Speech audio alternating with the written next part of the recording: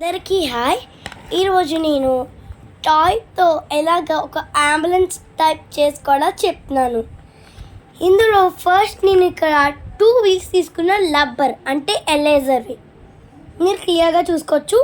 ఇంకా మనం గ్యాస్తో సాడుతూ ఉంటాం కదా, వాటిలో ప్లాస్టిక్.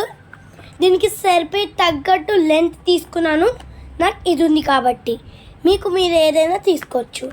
దాంతోపాటు ఇంకా దీని ఈ మధ్యలో స్టిక్ ఏమో చాప్ స్టిక్ అన్నమాట, మీరు ఈజీగా చూడొచ్చు. ఇంకా దీని సైడ్ ఇక్కడ ఒక రబ్బర్ టైట్ కోసం దీన్ని ఇట్లా ఇలా అని దీన్ని ఒక రోప్ చుట్టాం.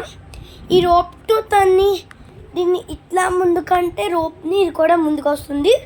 దీనికి అటాచ్గా నేను ఒక దారం పెట్టాను, మీరు క్లియర్గా చూడొచ్చు. ఇది ఒక దారం అన్నమాట. ఈ దారంతో అది స్ట్రైట్గా మూవ్ అవుతూ ఉంటుంది.